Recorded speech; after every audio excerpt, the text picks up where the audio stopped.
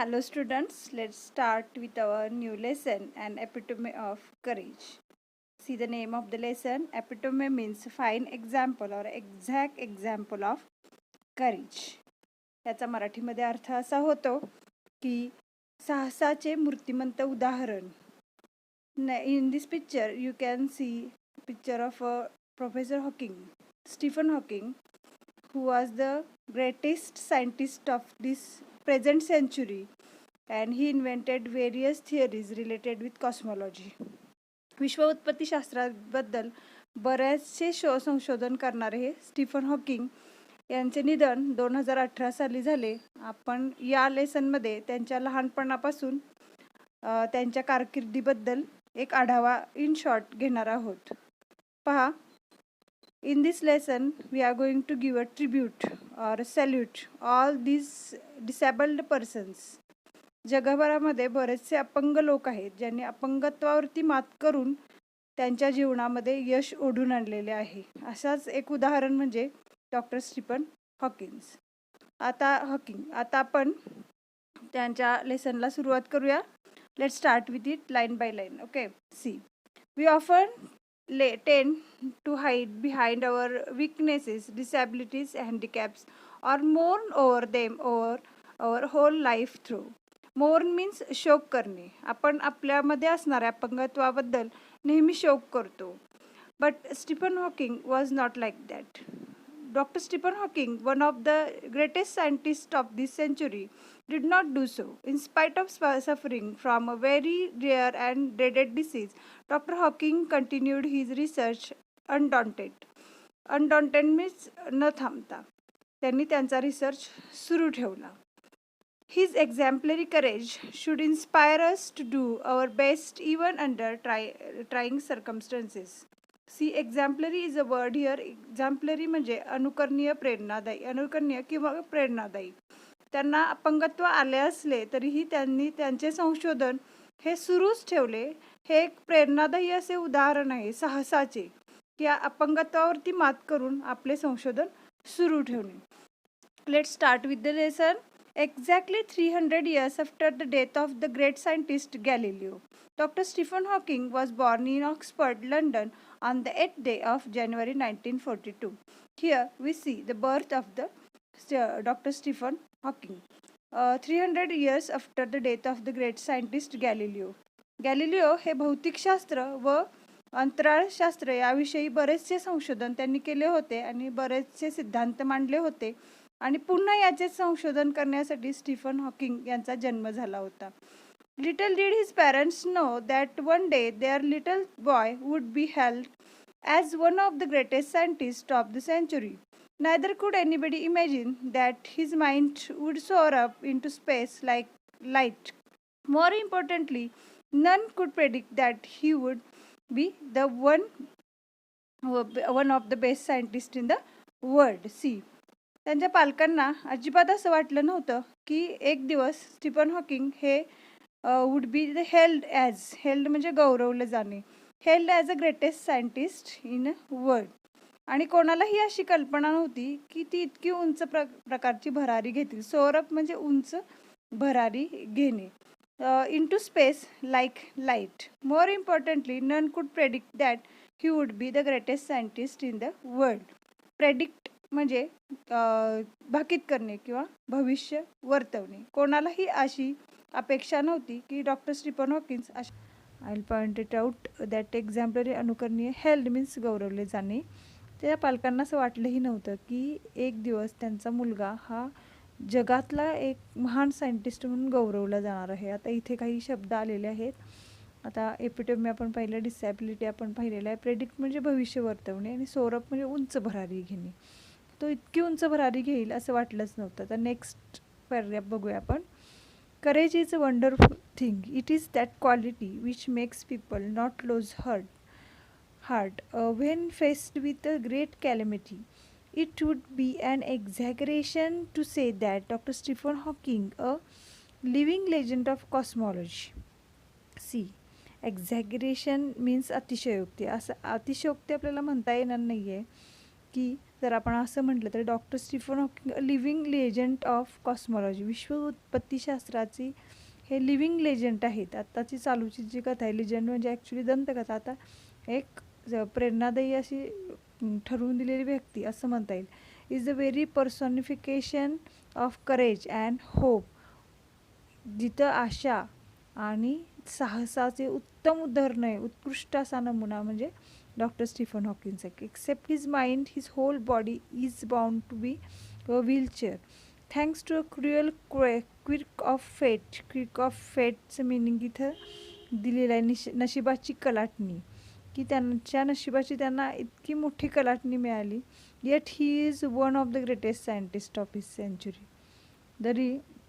जरी नशिबाने ते अगदी क्रुएल म्हणजे क्रुएल आपण क्रुएलचा अर्थ आपण असा म्हणू शकतो दुर्दैवी. पहा next paragraph. And average child Stephen grew up to be a normal teenager full of mischief and lots of love for music and mathematics. Even though his father wanted him to study medicine, he was bent on studying mathematics. The University of Oxford at that time did not have a course in mathematics, so he opted to study physics instead. See, from childhood, Stephen Hawking was not handicapped or disabled. See, about his childhood, he was a normal teenager, like other children's, and full of mischiefs. खूप खोड्या करायचे आणि he was lot of love for music and mathematics. He loves mathematics from childhood and also for music. His father wanted him to study medicines, but he was interested in mathematics this time. See, here are some words that clumsy means अक्षम. मी इथं मराठीमध्ये अर्थ दिलेले आहेत, खूपसे शब्द आहेत इथं, तुम्हाला ते लिहून घ्यायचे आहेत. ओके, आता नेक्स्ट आपल्या पॅरेग्राफकडे चलो आपण. At the age of 17, he started noticing that he was becoming increasingly clumsy and even fell down a couple of times for no reason. This perplexed him and he went to see his family doctor, who diagnosed to him suffering from an extraordinary rare disease, ALS or LOU, Gehry's disease that affects nervous system and eventually weakens all the body. आपण पुढे बघणार आहे पुढच्या पॅरेग्राफमध्ये. तर परप्लेक्सिसचं meaning आहे गोंधळलेला होता. At the age of 17 he become very clumsy. Clumsy means अक्षम, म्हणजे त्याला असं लक्षात आलं की तो काही गोष्टी करू शकत नाही आहे परफेक्टली, आणि त्यामुळे तो गोंधळून गेला. आणि त्यानंतर फॅमिली डॉक्टरांकडे गेल्यानंतर त्यांनी त्याला ALS और LOU ह्या डिसीजचे निदान केले. आता हा डिसीज काय आहे बघा, ALS और LOU हा असा एक रेअर डिसीज आहे. इट अफेक्ट्स टोटली ऑन, इथं मी मिनिंग दिलेलं नाही, ही it affects totally on a nervous system of a person. शरीरातील ज्ञानतंतू, मज्जारोजू आणि मेंदूवरती परिणाम करणारा हा एक खूपच दुर्मिळ असा आजार आहे, आणि तो नेमका स्टीफन हॉकिन्सना झाला होता. आता ह्या आजाराचा प्रभाव लहानपणापासून त्यांच्यावर कसा पडत होता ते आपण पुढे बघूया. His muscles of the body. Stephen says that even as a child, his muscle coordination was nothing to write home about. He recollects that his handwriting would send his teachers into a fit of frenzy. Fit of frenzy means भयंकर संताप, राग यायचा. त्यांच्या शिक्षकांना खूप राग यायचा की त्यांच्या हँडरायटिंगविषयी. हा यांचं जे मसल कॉर्डिनेशन होतं ते लहानपणापासूनच कॉर्डिनेट नव्हतं, आणि त्यामुळे त्यांचं हँडरायटिंग नीट येत नव्हतं. Nor was he inclined toward sports. Nevertheless his disease came as a bolt from the blue. Bolt from the blue वज्राघात किंवा धक्कादायक घटना. पहा, a bolt from a sudden expected shock or surprise. अचानकपणेच आलेला हा आश्चर्यकारक असा धक्का होता त्यांच्यासाठी. How much time he had left on his planet was very uncertain. आता या जगामध्ये ते किती दिवस जिवंत राहणार आहेत हे सुद्धा आता अनसर्टन होतं, त्याचीही शाश्वती नव्हती. The prognosis was bad and the doctor said they could not do much. Prognosis means आजाराचे संभाव्य धोक्यातील निदान लावणे. त्याचा फ्युचर फॉरकास्ट ही विशेष असा चांगला नव्हता. तोही कधी काय होईल सांगता येत नाही आहे, आणि त्यासाठी डॉक्टरही काही करू शकत नव्हते. Undaunted Stephen decided to continue his research and even got engaged to a Jane Wilde. त्याने धैर्य न खचलेला, अनडॉन्टेड, एवढं सगळं होऊनही धैर्य न खचलेला स्टीफन त्यांनी ठरवलं की आपलं संशोधन आता पुढे ठेवायचे आहे. आणि याच दरम्यान इथं तुम्ही पाहू शकता जेन वाईल्डसोबत त्यांचा विवाह झाला. Hawking says that ironic as it may sound, ironic see उपरोधिकपणे. आता एवढी वाईट परिस्थिती असताना सुद्धा ते आता म्हणतायत की त्यांच्या आयुष्यामध्ये कशी कलाटणी आली पहा. That sound it is at this dismal stage he begin enjoying life the most. This he says was because he started living life for the moment and continued his doctoral research work with renewed vigor. आणि या दरम्यानच जरी त्यांना सत्यता माहीत असली तरीसुद्धा त्यांचा विवाह झाला होता आणि त्या दरम्यानच त्यांनी आयुष्य जगायला सुरुवात केली होती. आता त्यांनी त्यांचा रिसर्च नव्या जोमाने करायला सुरुवात केलेली आहे. In the meanwhile, the disease worked its way into Stephen's body and left him disabled. He began studying the concept of a black hole to get his PhD. By this time, he was confined to a wheelchair and was rapidly losing control of his hands and speech. The study of black holes sparked his imagination with bright ideas. He made many epoch-making statements that shook established theories. Scientists believe that the universe began with the Big Bang. To explain this concept better, Stephen invented what is known as Lie algebra. Now see, it's a very very important. आता हा जो paragraph आहे तो खूपच महत्त्वाचा आहे. या पॅराग्राफमध्ये काय आहे बघा आता.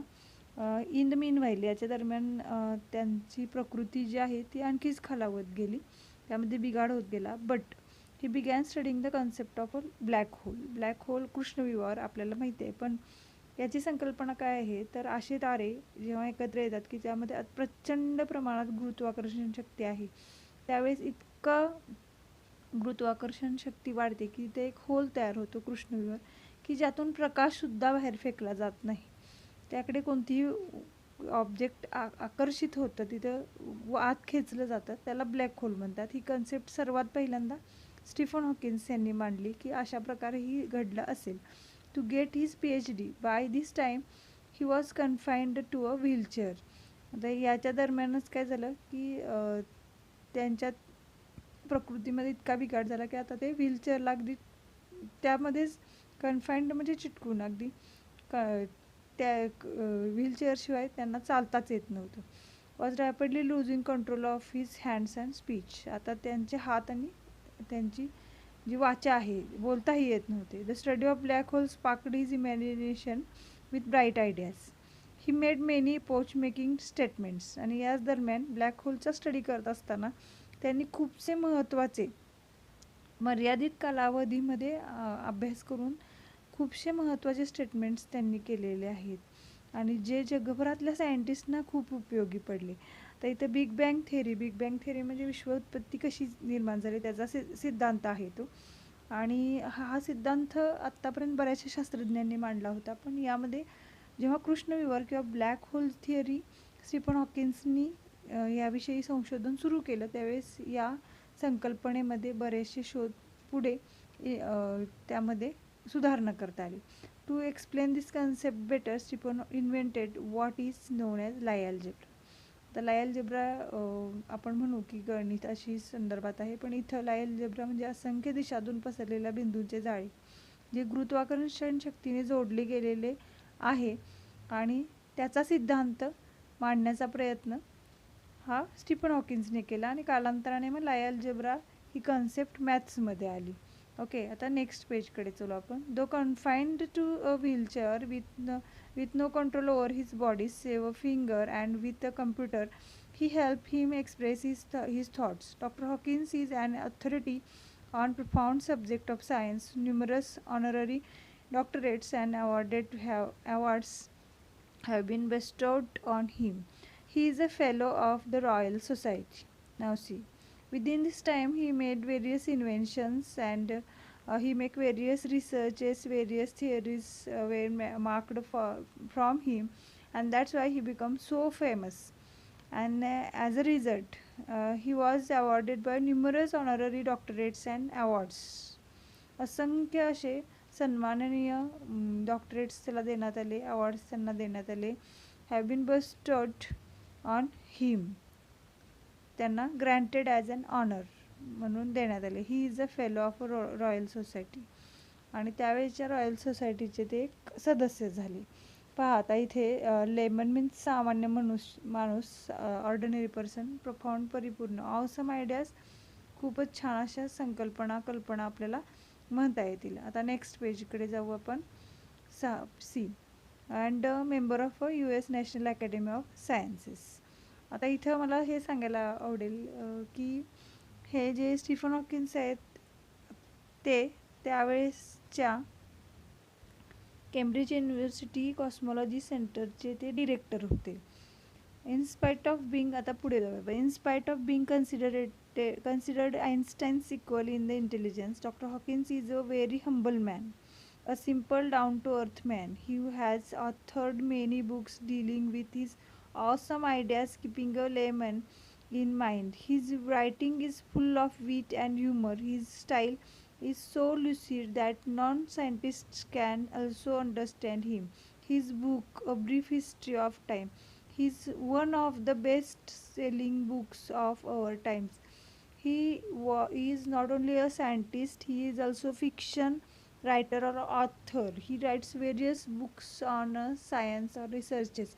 But how he had written these books? He written these books by keeping in his mind a layman. सामान्य व्यक्ती माणसाला डोळ्यासमोर ठेवून त्यांनी पुस्तकं लिहिली, आणि याचा परिणाम काय झाला? ही स्टाईल इज सो ल्युसिड. त्यांची जी लिहिण्याची पद्धत होती ती इतकी सिम्पल होती. ल्युसिड म्हणजे सिम्पल, की ते non scientist can also understand. जे सायंटिस्ट नाही त्यांनाही कळेल, सामान्य माणसालाही ती भाषा कळेल, अशा प्रकारे त्यांनी हे लिहिले. आणि he was down to earth person. Down to earth म्हणजे जमिनीवर पाय असणारे. जरीही इतके प्रसिद्ध असले तरीही ते सामान्य माणसाप्रमाणेच विचार करत होते, आणि त्यामुळं ते सामान्य लोकांच्या जास्त जवळ आले.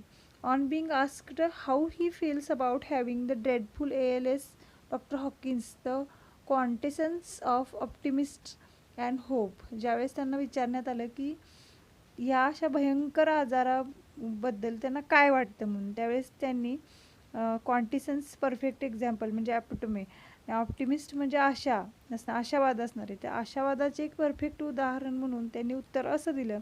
Not very different from the rest. I try and lead as normal a life as possible and not think about my condition or regret the things it prevents me from doing, which are not many. त्या regret म्हणजे वाईट वाटणे. तर त्यांनी काय सांगितलं की मी त्याबद्दल विचारच करत नाही, मी एक नॉर्मल लाईफ जगतो, आणि ज्यामुळे काय होतं की मला माझे संशोधन करायला ते प्रेरणा देत असतात. आता नेक्स्ट पेज पाहू आपण. It's last page. ओके.